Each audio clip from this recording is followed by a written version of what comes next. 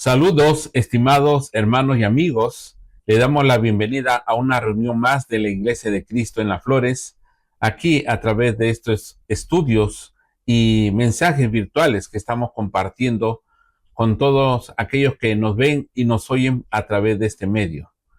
Hoy día quiero compartirles un tema relacionado con la ocasión en la cual estamos a finales de marzo y comienzos de abril.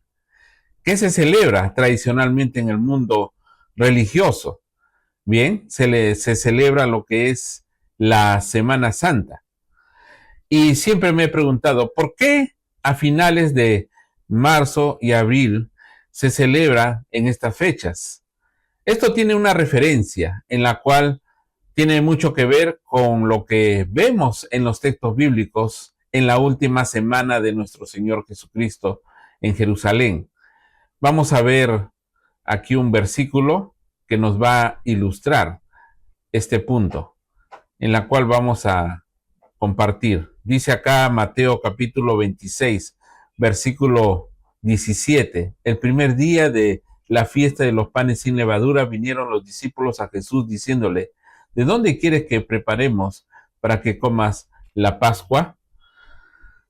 Aquí estamos viendo en estos versículos, en la última semana del Señor, en la cual hace referencia a una fiesta judías. Por ejemplo, ¿no? El primer día de la fiesta de los panes sin levadura, y estaban preparando lo que es la celebración de la Pascua. Y la pregunta sería, ¿no? ¿Qué es la Pascua? Estas fiestas obviamente son fiestas judías, en la cual el pueblo de Israel celebra en estos meses, en la cual ellos tenían su propio calendario. El calendario que ellos tenían era un calendario lunar, y el mes en la cual ellos celebraban la fiesta de los panes sin levadura, la Pascua, era en el mes de Nisan. Y eso equivale a nuestro calendario que tenemos en la actualidad, un calendario solar, en la cual está relacionado con los meses de marzo y abril. Así que este punto, hermanos, es lo que es la celebración. ¿Qué es la Pascua? Bueno, pues el pueblo de Israel tenía 7 fiestas anuales. La Pascua, la fiesta de los panes sin levadura, la fiesta de las primicias, la fiesta de Pentecostés, la fiesta de las trompetas, el día del perdón o Yom Kippur y la fiesta de los tabernáculos. De todas estas fiestas, 3 de ellas eran de peregrinación. O sea, todos los varones tenían la obligación de viajar a la ciudad de Jerusalén para presentarse ante el Señor en el templo. Y una de ellas era la Pascua, la fiesta de Pentecostés y la fiesta de los tabernáculos. La Pascua se conmemora lo que es la liberación del pueblo de Israel de la esclavitud de Egipto. Ese era el motivo por el cual ellos celebraban esta fiesta de Pascua. Tanto el Señor como los discípulos tenían la obligación de celebrar, ya que ellos vivieron bajo la ley antigua de Moisés. Y ahora, hermanos, quiero compartirles los sucesos de la última semana de nuestro Señor Jesucristo en la tierra. El primer día, que fue el domingo. En el calendario judío, el primer día es para nosotros, en nuestro calendario normal, el domingo. ¿Qué ocurrió? ¿Qué sucesos sucedieron en ese día? Bueno, pues fue la entrada triunfal de nuestro Señor Jesucristo en la ciudad de Jerusalén. Permítame leerle el versículo.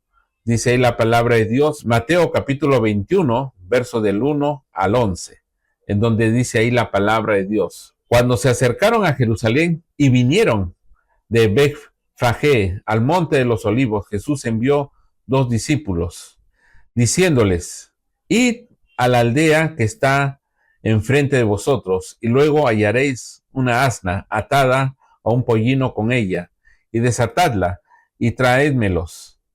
Y si alguien os dijere esto, decid, el Señor lo necesita, y luego los enviará.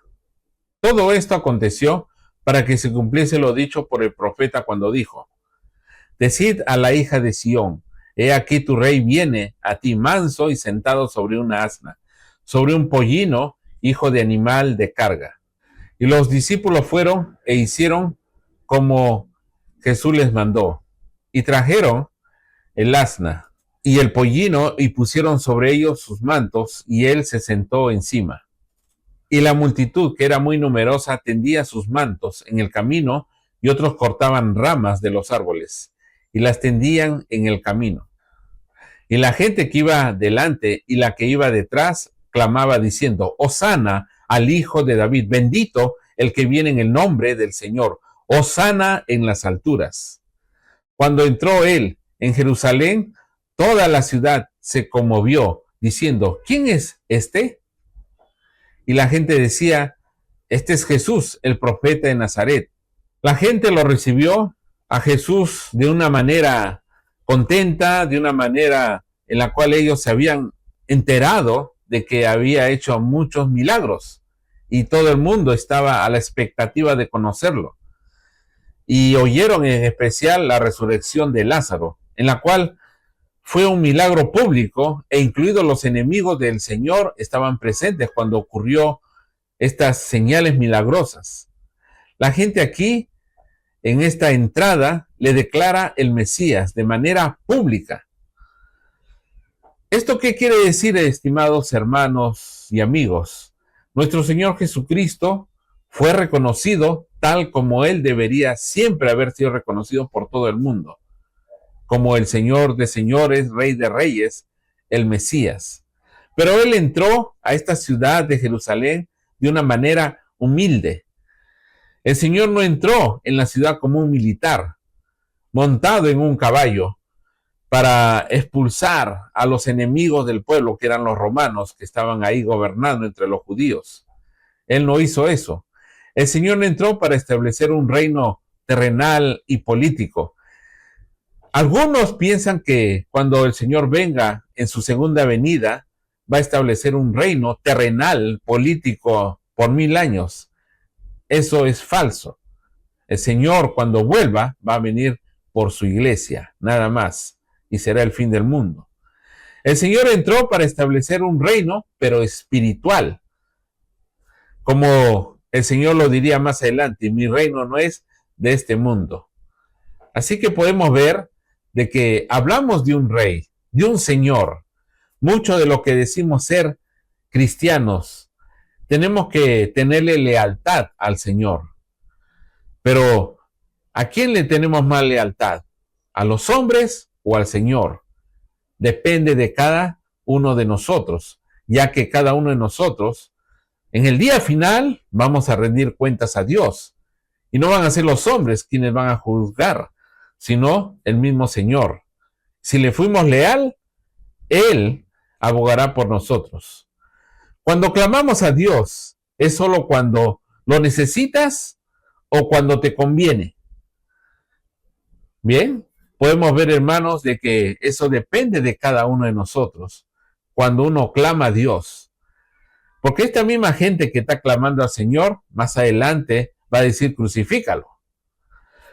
Ahora, nosotros nos sometemos en la autoridad del Señor, del Rey, porque Él es el Mesías. Mesías significa un rey, ungido, esperado, el Salvador, que merece toda honra y respeto de parte de nosotros y en nuestra vida, cómo lo llevamos delante de Él, obedeciendo en especial sus mandamientos.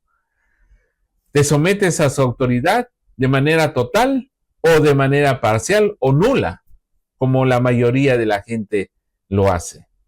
Vamos a ver qué sucedió al siguiente día. Vamos a ver acá la palabra de Dios en el día lunes de la última semana de Cristo. Como vimos anteriormente, fue la entrada triunfal el día domingo. Ahora, el lunes, ¿qué sucedió? Fue la purificación del templo. Podemos ver aquí, hermanos, en el libro de Mateo, capítulo 21, versos del 12 al 16.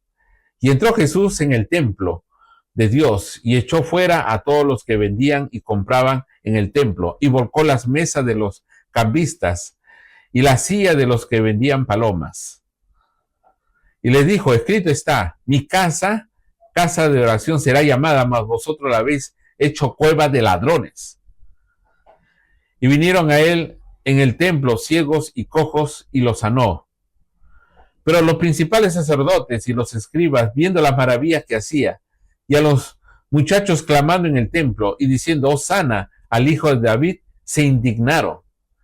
Y le dijeron, ¿oyes lo que estos dicen? Y Jesús le dijo, sí, ¿nunca leísteis de la boca de los niños y de los que maman perfeccionaste la alabanza?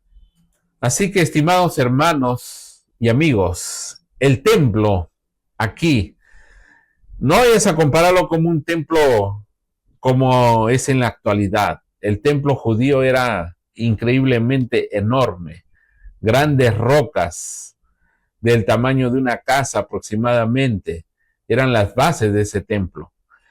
El templo es el lugar principal de adoración del pueblo judío. Este templo estaba dirigido por los levitas, por los sacerdotes.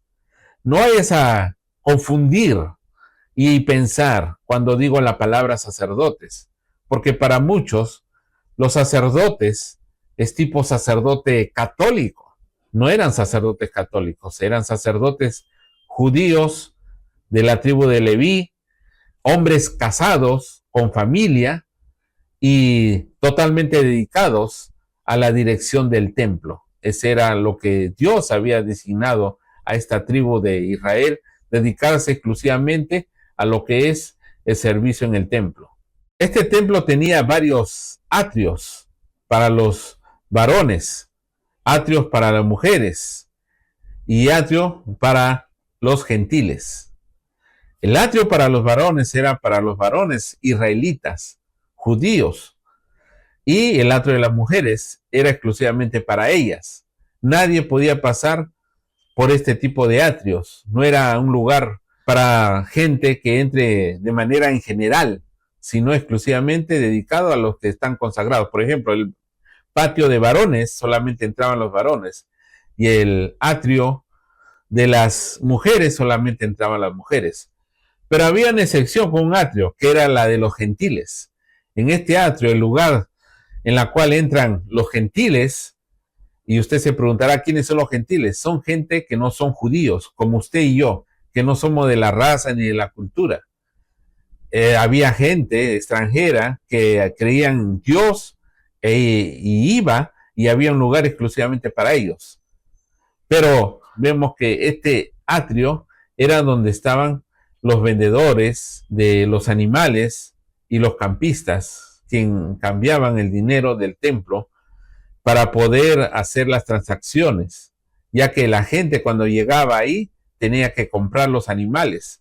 Pero esto se le ocurrió a los que dirigían este templo y a los líderes del lugar, en la cual establecieron de que se haga en el atrio de los gentiles, demostrando así menosprecio a los gentiles en su atrio, en la cual era un lugar dedicado, estamos hablando del templo, para la oración, pero lo habían convertido en ese lugar en un mercado. Así que los gentiles que iban ahí o los extranjeros que llegaban ahí no podían adorar a Dios en ese ambiente. Esto indignó a nuestro Señor Jesucristo, en la cual Él entró e hizo un azote de cuerdas y botó a estos vendedores y los declaró ladrones que habían monopolizado el templo. No se refiere al ladrón común y corriente que vulgar que ande por ahí, sino a ladrones, a los que estaban organizando este tipo de actividades y permitían que esto se realizara en el atrio de los gentiles. ¿Quiénes eran los ladrones? Obviamente los vendedores y los que dirigían el templo. Prácticamente los líderes judíos, los sacerdotes, eran gente muy materialista que buscaban lucrarse del pueblo, en especial de la gente pobre, para exprimirlos y así ellos enriquecerse. Eran gente avariciosa. Eran ladrones porque los sacrificios que tenían que ser autorizados por ellos. Eran ladrones porque ellos cobraban el doble por lo mínimo de sacrificio. El mínimo de sacrificio que podía hacer un pobre era unas palomas. Y dentro del templo la vendía al doble del precio. Y no aceptaban si el pobre traía su propia paloma de afuera del templo. No eran aceptados. Tenían que ser palomas que estaban dentro del templo, organizado por estos ladrones. Los sacerdotes y vendedores entonces eran cómplices al robar a la gente.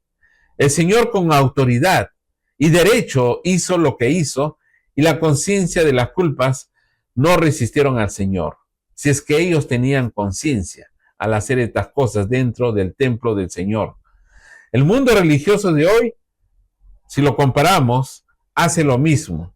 Si tú vas a cualquier grupo denominacional, o quizás tú eres parte de una congregación o de un grupo religioso que te pide el diezmo. Estimado hermano, amigo, están haciendo negocio contigo. Porque el diezmo, si hablamos de la iglesia no diezmaba. El antiguo pueblo de Israel sí lo hacía. Era una ley. Pero en el Nuevo Testamento, establecido ya la iglesia no diezmaba, solamente ofrendaba cada primer día de la semana. Los que hoy día piden diezmo no lo hacen conforme a las escrituras, lo hacen conforme a sus intereses. O sea, en cada reunión, no, ni siquiera es el domingo, sino en cada reunión que tienen, te piden el diezmo. Si tú lees la ley del diezmo en la Biblia, tú vas a ver de que lo hacían, cobraban este diezmo una vez al año. Y no era dinero, eran animales. Así que es totalmente diferente el diezmo de hoy o el diezmo judío que se practicaba en la Biblia. Es totalmente diferente. Y ese diezmo no se le daba a un pastor, se le daba a un levita, a un judío. Ellos eran los que administraban estos diezmos. Así era la ley. Pero hoy día se le da a cualquier persona que dice que es pastor o ministro. Pero no son los que encargados en realidad de recibir los diezmos. Ahora, el sistema antiguo judío de sacrificio de animales y cobrar diezmos fue destruido en el año 70 después de Cristo por el general romano Tito. ¿Esto qué quiere decir? De que eso ya caducó y terminó. Por lo tanto, eso ya no está vigente. Y aquellos que practican eso ahora en los diferentes grupos religiosos son ladrones, son avariciosos y están haciendo lo mismo que hacían los antiguos líderes judíos, cometiendo el mismo pecado que Jesús condenó y los llamó ladrones. Esa es la mentalidad de hoy día, una mentalidad materialista del mundo que ha sido introducido en la iglesia. La mayoría de los líderes religiosos tienen esta mentalidad materialista. La palabra humildad para estos hombres es algo ridículo y absurdo. Pero recuerde, nuestro Señor Jesucristo practicó la humildad. Recuerde cómo entró a la ciudad de Jerusalén, montado en un asna, pero esa asna era prestada, ni siquiera era de él o de alguno de sus discípulos. Y después de haber entrado, tenían que devolverlo. Así que, estimados hermanos y amigos, no son diferentes a los vendedores y sacerdotes del templo que eran en la realidad ladrones calificados por el mismo Señor Jesucristo. ¿Qué crees que pensarán estos hombres del Señor? O sea, a estos hombres que estaban volviendo al templo, ¿no? Y que habían organizado todo esto dentro del atrio de los gentiles. ¿Qué pensaban estos hombres del Señor Jesucristo? Ellos no estaban preocupados por si ese hombre que está haciendo un desorden ahí, está votando a los vendedores, lo hace por la verdad. Ellos estaban más preocupados porque estaban perdiendo su negocio en ese lugar. Esta era la situación. Aplicándolo ahora a la iglesia del Señor en la actualidad, que es una sola iglesia revelada en las Escrituras. No son denominaciones ni sectas. Hoy día, ¿cuál es el templo del Señor? Dice acá la palabra de Dios. En 1 Corintios 3:16 dice, ¿no sabéis que sois del templo de Dios y que el Espíritu de Dios mora en vosotros? Esto significa, hermanos, que Dios está con nosotros. El templo de Dios está en un lugar no hecho por manos de hombres. Nosotros, los hombres, somos producto y obra de Dios. Y nuestro cuerpo es el templo de Él. porque Él lo hizo, Él lo edificó. Fuimos formados en el vientre de nuestras madres. Este templo, en la cual es nuestro cuerpo, ¿qué significa? Que debe hacer la voluntad del Señor. Es un templo en la cual no tiene que ser profanado por el pecado. Nuestra mente, nuestro cuerpo siempre deben estar al servicio de Dios y no del pecado. Para Dios, eso debe ser el templo. Si tú te consideras templo de Dios, si has obedecido obviamente el Evangelio de Cristo, has creído en el Señor, te has arrepentido, has confesado su nombre, te has bautizado en su nombre para recibir el perdón de pecados, ya eres templo del Señor. Por lo tanto, ya no debemos andar en pecado. Y no me refiero de manera absoluta porque somos hombres y cometemos faltas. Pero una cosa es una falta y otra cosa es vivir en pecado todos los días. Ese ya es otra cosa. Así que, hermanos, vamos a ver ahora qué sucedió al siguiente día después de la purificación del templo. El día martes, ¿qué sucedió? Bien, podemos ver, estimados hermanos, aquí en Mateo capítulo 21, versículo 23. Cuando vino al templo, los principales sacerdotes y los ancianos del pueblo se acercaron a él mientras enseñaba y le dijeron, ¿con qué autoridad haces estas cosas? ¿Y quién te dio esta autoridad? Volvió el Señor al templo al siguiente día. Estos principales sacerdotes y ancianos, quienes habían organizado en el templo que haya un mercado ahí dentro, estaban diciendo pues de que con qué autoridad tú haces estas cosas, ya que ellos se consideraban las personas de autoridad. Obviamente eran los dirigentes en ese momento. Ellos tenían la autoridad de la Corte Suprema del pueblo. Ellos tenían la autoridad de tener bajo el control los asuntos del templo. Ellos tenían la autoridad de pedir credenciales a cualquier maestro o rabino que estaba ahí. Estos hombres llegan ante el Señor y lo desafían y le dicen, ¿con qué autoridad haces estas cosas? La intención de ellos era demostrar que el Señor está obrando sin autoridad. El deseo de ellos era buscar de qué acusar al Señor y de esta manera desacreditarlo. Estos hombres no buscan la justicia, no buscan la verdad, lo único que les interesaban eran sus propios intereses personales a través de la religión, ahí de la ley de Moisés, que ellos estaban a cargo. Esa era la debilidad de ellos, y es allí donde el Señor les hacía ver el error en donde ellos estaban, ya que eran totalmente hombres que no tenían nada que ver con lo espiritual. En realidad eran hombres entregados a la avaricia y a la codicia. El Señor, ¿qué les dijo? Yo les voy a responder a aquella pregunta que me están haciendo. Si ustedes me responden a la pregunta que le voy a hacer, si el bautismo de Juan es de Dios o de los hombres. Ellos empezaron a hablar entre ellos. ¿Qué dijeron entre ellos? Que el bautismo de Juan es de Dios. Entonces el Señor, Él nos va a decir, ¿por qué no le creíste? Porque ellos nunca obedecieron, ni se bautizaron. Ellos rechazaban a Juan. Y si decían que era de los hombres, todo el pueblo aceptó el mensaje de Juan y que provenía de Dios. Por lo tanto, entonces, no podía ser de los hombres. De esta manera, entonces ellos llegaron a la conclusión de que no sabían si era de Dios o de los hombres.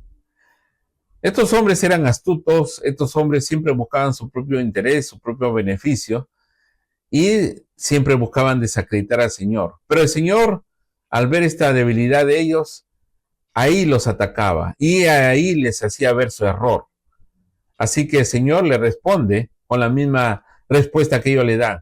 Yo tampoco les voy a decir con qué autoridad hago estas cosas. Obviamente el Señor tenía toda la autoridad divina, moral, espiritual, en la cual Él cumplió conforme a la ley y los mandamientos de Dios. Entonces, Él tenía toda la autoridad plena de hacer, porque Él tenía celo de Dios, algo que estos hombres no lo tenían.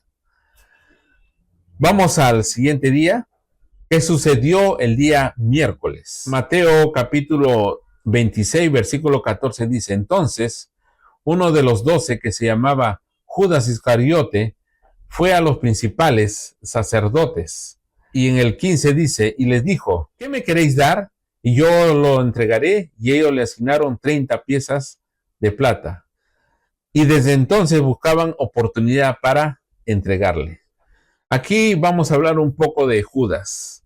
Judas fue elegido por el mismo Señor Jesucristo. Solamente Dios sabe el por qué lo eligió, en la cual esto nos da a entender de que en la iglesia van a haber también personas así como Judas. Y Judas nunca llamó a Jesús Señor, sino simplemente le llamó Rabí. Esto da a entender que lo aceptaba solo como maestro, pero no como el Mesías. Judas tenía una característica igual que estos líderes religiosos. Judas era avaricioso y él era el tesorero del grupo de los 12. Judas, al escuchar a Jesús que moriría, para Judas esto significaba que él no era el Mesías. Entonces, esta actitud que tenía Judas era una puerta abierta para que Satanás obrara a través de Judas. Cualquiera de nosotros puede terminar como Judas, ya que cada uno de nosotros somos capaces de cometer traición. Nosotros no estamos exceptos. Depende de nuestras decisiones que tomemos para llegar a esa conclusión o a esa situación. Pero tendríamos que ser personas muy materialistas, cero espiritual y cero sentimiento a lo que es la amistad, el amor hacia aquellas personas que nos aman, nos quieren, nos estiman, nos ayudan. Tendríamos que tener cero de eso en nuestras emociones con aquellas buenas personas para poder llegar a la situación de traicionar. Y esta era una característica que este hombre tenía. Así que, hermanos, si no aceptamos al Señor como el Cristo, quien realmente lo es, entonces caemos en lo que es el pecado de la tentación. Si para nosotros el todo es lo material y es su máximo interés, entonces está dispuesto a traicionar a cambio de algo, de una ganancia. Nuestro mundo está lleno de gente así. Así que se convierte en esto en un sirviente de Satanás. Porque la Biblia dice que él permitió que Satanás entre y obrara en contra del Señor. Si hay cristianos que tienen esta lamentable característica igual que Judas, hermanos, entonces van a hacer este tipo de acciones en contra de la iglesia. Pablo lo dijo, el Señor le dijo que van a haber lobos rapaces vestidos de ovejas dentro de la iglesia. Va a ocurrir eso. A mí no me sorprende y a usted no le debería sorprender. Quizás esto que estoy diciendo sea un poco como que desanime a alguien que está interesado en buscar al Señor y que quiere entrar a la iglesia del Señor y que dentro de la iglesia todo es armonioso, perfecto. Eso es un poco fantasioso, ya que la iglesia está conformada por hombres. Pero eso no quiere decir que la iglesia o el mandamiento del Señor de ser parte de su iglesia a través de la obediencia al evangelio no lo realicemos por culpa de que hay traidores, hay hipócritas y hay ese tipo de situaciones. Estimados hermanos, amigos, dentro del grupo del Señor mismo había este tipo de personas, pero eso no cambia y no nos excusa de nuestra responsabilidad de nosotros ante Dios. Porque cada uno de nosotros, de acuerdo a 2 Corintios, vamos a rendir cuenta a Dios de nuestra vida. Si veo a un hermano, hermana o incluso líder que ande mal, eso no va a ser excusa para que yo me aleje de la iglesia o para no obedecer el evangelio de Cristo. Porque ellos van a rendir cuentas a Dios, igual como lo hizo Judas. Tú ya sabes cómo terminó Judas. Ese camino le llevó a la muerte, al suicidio. Nosotros tenemos que escoger el camino de la vida Y en el camino de la vida es el camino del Señor Jesucristo, solamente Él lo ofrece. Muchos son llamados, pocos los escogidos. Así que no hay excusa para cada uno de nosotros el no obedecer su evangelio a pesar de este tipo de situaciones. Continuando, ¿qué ocurrió ahora el día jueves? Dice acá Mateo capítulo 26, versículo 26. Y mientras comían, tomó Jesús el pan y bendijo, y lo partió y lo dio a sus discípulos, y dijo: tomad, comed, esto es mi cuerpo.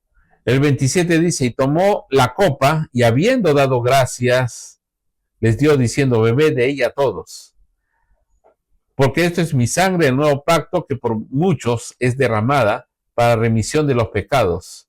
Y os digo que desde ahora no beberé más de este fruto de la vid hasta aquel día en que lo beba nuevo con vosotros en el reino de mi Padre. Muy bien, hermanos, aquí podemos ver, el Señor instituye la Santa Cena. Y quiero hablarles de lo que es la celebración de los cumpleaños. Dentro de la cultura judía. Dentro de la cultura judía, los judíos no celebran los nacimientos. Los judíos religiosos, no me estoy refiriendo al judío secular o el judío ateo, incluso ahí. Ellos normal siguen las costumbres de este mundo. Pero los judíos religiosos no celebran cumpleaños, porque ellos consideran una costumbre pagana. Por ejemplo, ¿no? El faraón de Egipto, donde ellos fueron esclavizados, celebraba su cumpleaños. Por eso, quizá por ese motivo. Aquí estoy hablando solamente de costumbres y tradiciones, no de leyes y mandamientos de Dios. Si alguien desea celebrarlo, puede hacer sin ningún problema. El que habla, y en nuestro mundo occidental en el cual vivimos tenemos esa costumbre. Pero los judíos en su cultura, los judíos religiosos sí tienen la costumbre de celebrar el día de su muerte. Algo raro para nosotros, eso sí. Pero vemos que el Señor hizo de esa costumbre para nosotros, aparte del significado de la celebración de la Pascua, que el Señor estaba celebrando, también lo cambió a lo que es su cuerpo y su sangre, el pan y el vino. Lo mismo hizo el Señor para instituir la Santa Cena y de esa manera recordar lo que Él hizo por nosotros al sacrificarse a sí mismo en la cruz, al dar su cuerpo y derramar su sangre. El Señor quiere que le recordemos de esta manera, así como en la tradición judía de recordar a sus muertos, pero en este caso de nuestro Señor Jesucristo. En nuestra cultura, bueno, pues ponen imágenes de personas en las plazas, en lugares para recordarlos a aquellos personajes. Pero nuestro Señor, recuerde que nosotros venimos de la creencia que dice la palabra de Dios, el Dios invisible, el Dios que nadie lo ha visto. Es por eso que es pecado las imágenes, y menos rendirles culto. Peor, eso es idolatría. Entonces, ¿cómo recordamos al Señor? A través del pan y del vino. No es un recuerdo anual, sino es un recuerdo semanal, tal como lo hacía la iglesia en sus inicios. Es un momento importante en el acto de adoración de Dios dentro de la iglesia de Cristo. Es un honor y un deber participar de la Santa Cena. A veces, hermanos, dentro de los creyentes hay algunos que caen en lo que es la negligencia de no asistir a las reuniones y como consecuencia no participan de la Santa Cena y no ofrendan. Y esto, hermanos, es un error grave. Quizás para algún creyente piense de que eso es algo, digamos, pero no grave. Pero ¿qué dice la palabra de Dios? Hebreos 10:29 dice: ¿cuánto mayor castigo pensáis que merecerá el que pisoteare al Hijo de Dios y tuviere por inmunda la sangre de Cristo, en la cual fue santificado e hiciere afrenta al Espíritu de gracia? Menospreciar la sangre de Cristo, hermanos. Participar de la Santa Cena es honrar a Cristo. No participar de la Santa Cena es menospreciar la sangre de Cristo, hermanos, pudiendo hacerlo, y no lo hace. Dice la palabra de Dios en 1 Corintios 11:29. Porque el que come y bebe indignamente sin discernir el cuerpo del Señor, juicio come y bebe para sí. Incluso si yo estoy participando en la Santa Cena del Señor, pero no lo veo y no estoy pensando y no estoy recordando lo que el Señor hizo por mí, y lo veo como una simple comida para satisfacer mi hambre o mi sed, entonces estoy participando de la cena indignamente y estoy comiendo y bebiendo juicio. O sea, a la hora de participar uno tiene que concentrarse para poder ser digno del pan y del vino. Los corintios tenían este problema, en no darle el verdadero valor a lo que es la Santa Cena. Lo mismo es con aquellos que no participan de la Cena del Señor. Ahora vamos a pasar al acontecimiento de lo que es después de la Santa Cena. El Señor, ¿qué hizo? El Señor se retiró al Getsemaní, porque Él ya sabía, ya estaba llegando la hora de morir, de ser entregado, de ser traicionado. Y Él oró fuertemente al Padre Celestial. La oración es un elemento poderoso para el creyente en los momentos más difíciles de nuestra vida. El Señor Jesucristo lo usó en esos momentos. Y dijo en Mateo 26:42, otra vez se fue y oró por segunda vez diciendo, Padre mío, si no puede pasar de mí esta copa sin que yo la beba, hágase tu voluntad. El Señor estaba totalmente angustiado por todo lo que pasaría. Cualquiera de nosotros se sentiría así si estuviera cerca de la muerte. El Señor entonces buscó consuelo en lo que es la oración. Al final Él dice que se haga la voluntad del Padre y no la nuestra, ya que el Señor vino con una misión de salvar al hombre de sus pecados y que la única manera de pagar la paga del pecado es a través de un sacrificio, la de nuestro Señor Jesucristo. Mateo 26:49. Y enseguida se acercó a Jesús y dijo, salve maestro, y le besó. Y en el 50 dice, y Jesús le dijo, amigo, ¿a qué vienes? Entonces se acercaron y echaron mano a Jesús y le prendieron. Aquí vemos, hermanos, la entrega de Judas a los enemigos para que él sea arrestado. Nosotros cuando nos saludamos y en ocasiones damos besos, y el beso es un indicio de amistad, es un indicio de afecto hacia la persona que uno está saludando o besando. Pero Judas, aquí vemos que besó al Señor. Y esto es conocido como el beso de Judas, que le dio otro significado al beso, que es la traición. Quizás usted se encuentre con mucha gente, muchas personas queridas por usted, pero uno nunca sabe que alguno de esos saludos, atenciones que parece de amistad y de afecto, en realidad es de traición. Tarde o temprano uno se llega a dar cuenta. El Señor pasó por este tipo de situaciones y tenemos que tener los ojos abiertos y tener mucho cuidado con lo que son los traidores dentro de la iglesia. Por eso hay que, como dice la palabra de Dios, Satanás anda como león rugiente buscando a quien devorar. ¿Y a quién los devora? A los que están distraídos. Por eso, hermanos, es importante orar a Dios y estar fuerte espiritualmente para enfrentar situaciones adversas, como el Señor aquí iba a enfrentarlo. Y en ese momento el Señor fue arrestado para ser enjuiciado injustamente. ¿Qué sucedió después? Vamos al día viernes. Dice acá la palabra de Dios en Mateo capítulo 27, versículo 1. Venida la mañana, todos los principales sacerdotes y los ancianos del pueblo entraron en consejo contra Jesús para entregarle a muerte. Ellos ya habían determinado que Jesús ya debe morir. Dice en el versículo siguiente, y le llevaron atado y le entregaron a Poncio Pilato, al gobernador. Antes que todo esto suceda, el Señor fue ya declarado reo de muerte por los mismos líderes judíos. Cuando le preguntaron si él era el Hijo del Bendito, el Hijo de Dios, el Señor lo afirmó, que él era el Hijo de Dios delante de todos y que él va a venir en sus nubes con sus ángeles.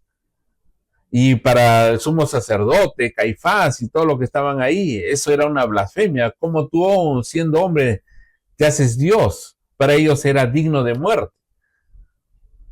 Así que los líderes judíos decidieron que Jesús debería morir, acusado por blasfemia.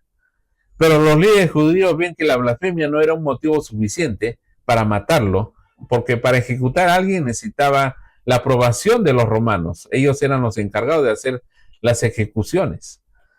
Así que para los romanos el tema religioso era algo sin importancia.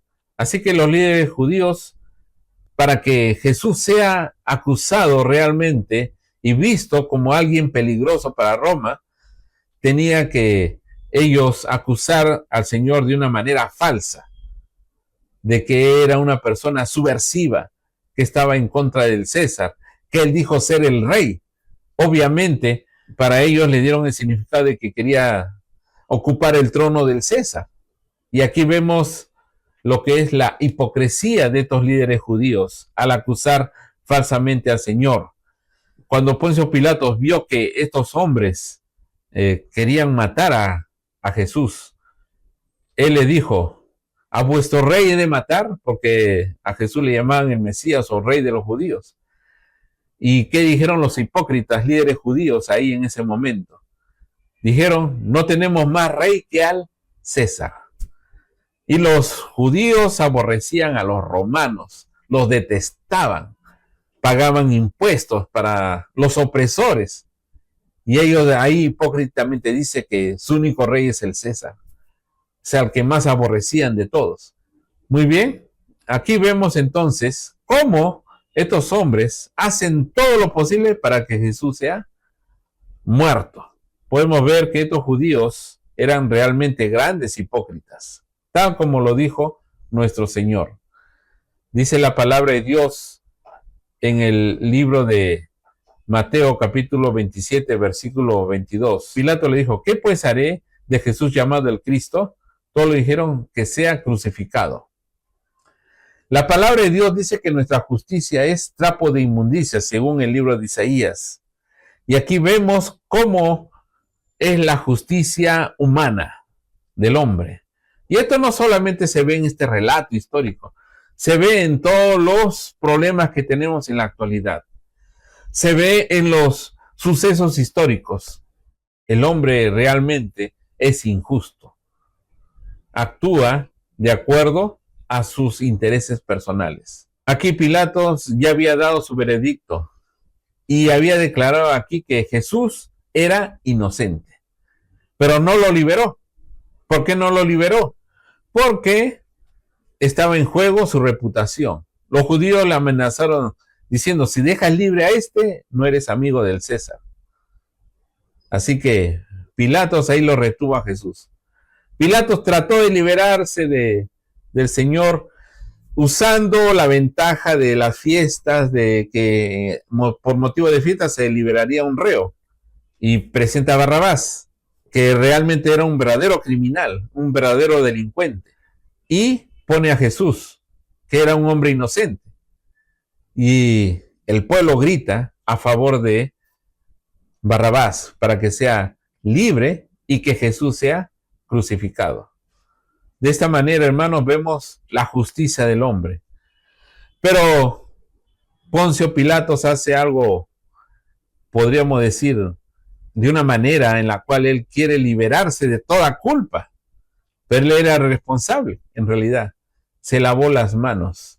Él mismo declarando, dice: yo soy inocente de la sangre de este hombre.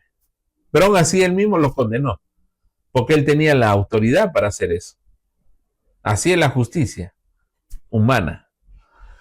Dice acá Mateo, capítulo 27, versículo 50. Mas Jesús, habiendo otra vez clamado a gran voz, entregó su espíritu. Me adelanto aquí ya al relato ya que podemos ver de que el Señor pasó por la vía crucis.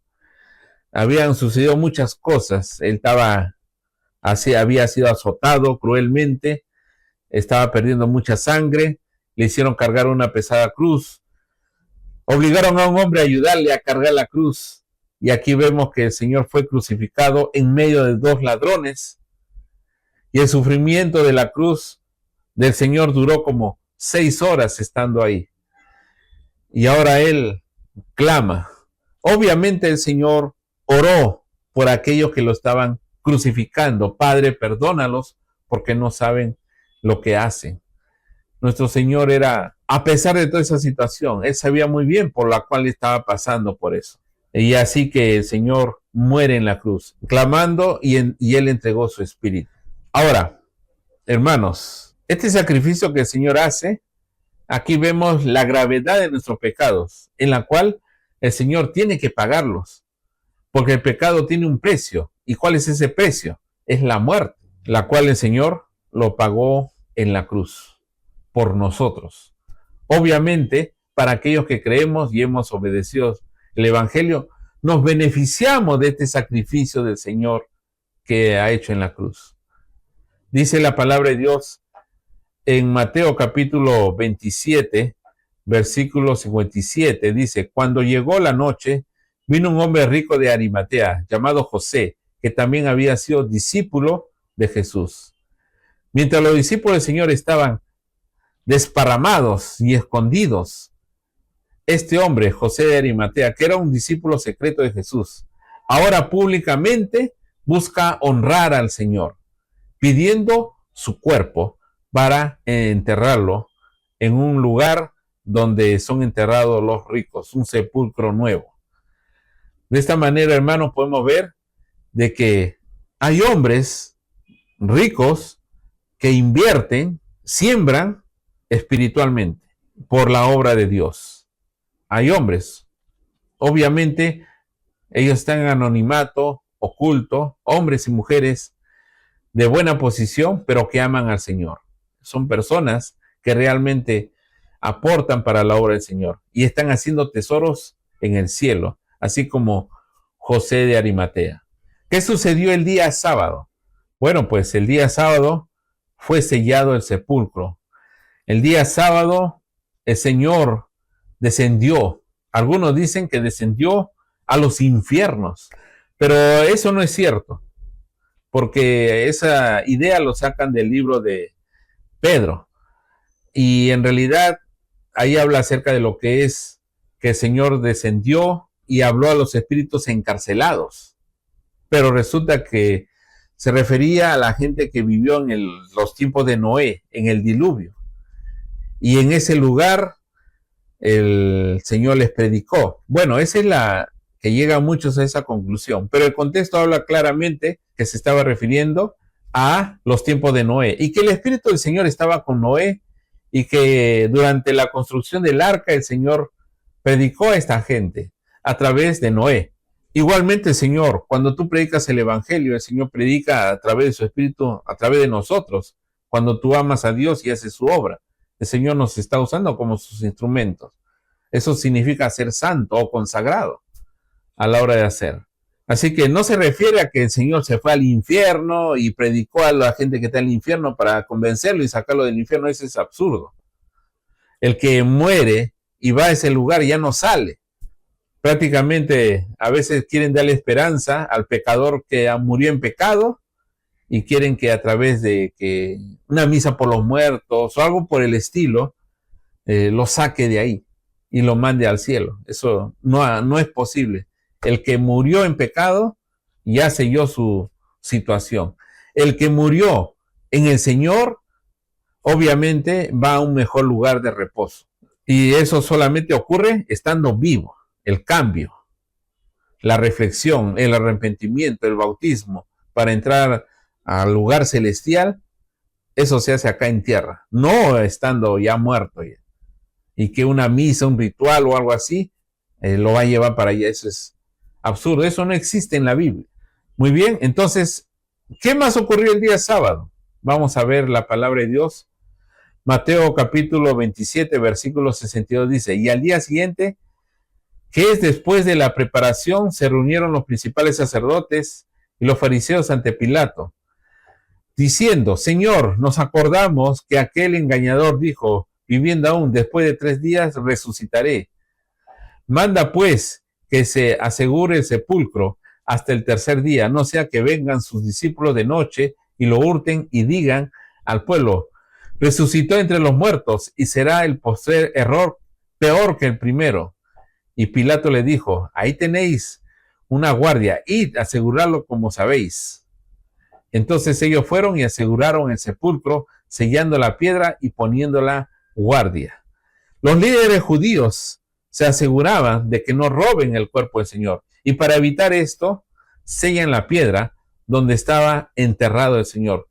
Todos estos esfuerzos humanos no podrán contra el verdadero propósito de Dios, hermanos. Muy bien, pasamos entonces al día domingo, el último día. Y en este domingo, ¿qué ocurrió? El Señor ya murió en la cruz, fue sepultado, los discípulos, para ellos, muchos de ellos, o la mayoría de ellos, lo que era la fe, el cristianismo o la doctrina de Cristo, hasta ahí llegó, hasta ahí terminó. Pero dice acá la palabra de Dios en Mateo capítulo 28, versículo 1. Pasando el día de reposo, al amanecer del primer día de la semana, vinieron María Magdalena y la otra María a ver el sepulcro. Y hubo un gran terremoto porque un ángel del Señor descendió del cielo y llegando removió la piedra y se sentó sobre ella. El aspecto era como un relámpago y su vestido blanco como la nieve. Y de miedo de él, los guardas temblaron y se quedaron como muertos. Mas el ángel, respondiendo, dijo a las mujeres, no temáis vosotras, porque yo sé que buscáis a Jesús, el que fue crucificado. No está aquí, pues ha resucitado, como dijo, venid, ved el lugar donde fue puesto el Señor. E id pronto y decid a sus discípulos que ha resucitado de los muertos, y he aquí, va delante de vosotros a Galilea. Allí le verás, he aquí, os lo he dicho. Entonces, ellas saliendo del sepulcro, con temor y gran gozo, fueron corriendo a dar las buenas nuevas a sus discípulos. Y mientras iban a dar las buenas nuevas a los discípulos, he aquí Jesús les salió al encuentro, diciendo, salve. Y ellas acercándose abrazaron sus pies y le adoraron. Entonces Jesús le dijo, no temáis, id, da las nuevas a mis hermanos, para que vayan a Galilea y allí me verán. Aquí entramos al tema de lo que es la resurrección. La resurrección es el fundamento principal del cristianismo, porque Él vive, nosotros también vamos a vivir. Nos da la certeza de sus enseñanzas con verdad y de que Él tiene toda la potestad en el cielo y en la tierra. Cuando hablamos de potestad nos referimos al poder, incluso sobre la muerte, lo cual nos lleva a la obediencia de lo que es la gran comisión. La resurrección es un tema increíble para la mayoría de la gente. Lamentablemente también hay hermanos, incluso en la fe, que tienen más esperanza de vivir en este mundo terrenal que en el mundo espiritual. Recuerde que este mundo físico, a los que nos aferramos, va a perecer. Las Escrituras nos recuerdan en especial a los corintios que tenían problemas con el tema de la resurrección. Dice acá la palabra de Dios en 1 Corintios capítulo 15, versículo 12. Dice, pero si se predica de Cristo que resucitó de los muertos, ¿cómo dicen algunos entre vosotros que no hay resurrección de muertos? Porque si no hay resurrección de muertos, tampoco Cristo resucitó. Y si Cristo no resucitó, vana es entonces nuestra predicación, vana es también vuestra fe. Y somos hallados falsos testigos de Dios, porque hemos testificado de Dios que Él resucitó a Cristo, el cual no resucitó, si en verdad los muertos no resucitan. Pero si los muertos no resucitan, tampoco Cristo resucitó. Y si Cristo no resucitó, vuestra fe es vana, aún estáis en vuestros pecados. Entonces, también los que durmieron en Cristo perecieron. Si en esta vida solamente esperamos en Cristo, somos lo más digno de conmiseración de todos los hombres. Mas ahora, Cristo ha resucitado de los muertos, primicia de los que durmieron es hecho. Porque por cuanto la muerte entró por un hombre, también por un hombre la resurrección de los muertos. Porque así como en Adán todos mueren, también en Cristo todos serán vivificados. Podemos ver, hermano, de que el tema de lo que es la resurrección es un tema que en nuestra mente, que está acostumbrado a lo que es lo físico, lo material, lo que se mueve para nosotros está vivo y lo que no se mueve está muerto. Y algo muerto no puede volver a vivir. Esa es la conclusión que llega a nuestra mente. Y no aceptamos lo que es la resurrección. Jesucristo dijo una vez: ignoráis la palabra y el poder de Dios. El poder de Dios no está limitado. Incluso tiene poder sobre la muerte. Y aquí es donde el Señor Jesucristo lo demostró, resucitando entre los muertos. Por eso Él dijo: toda potestad me es dada en los cielos y en la tierra. En conclusión, estimados hermanos y amigos, la muerte y resurrección de Cristo no son simplemente eventos históricos para recordar, nada más una vez al año, como en estos tiempos, en estos meses de marzo y abril. Son el centro del Evangelio que exige una respuesta de nuestra parte. No basta con, bueno, pues sí, lo que has dicho está bien, estoy de acuerdo. No es suficiente eso. Nuestra fe nos tiene que llevar a obedecer lo que hizo el Señor, porque dice acá la palabra de Dios en Romanos capítulo 6, versículo 3. ¿O no sabéis que todos los que hemos sido bautizados en Cristo Jesús hemos sido bautizados en su muerte? El 4 dice: porque somos sepultados juntamente con Él para muerte por el bautismo, a fin de que como Cristo resucitó de los muertos por la gloria del Padre, así también nosotros andemos en vida nueva. ¿Qué quiero decirles con esto?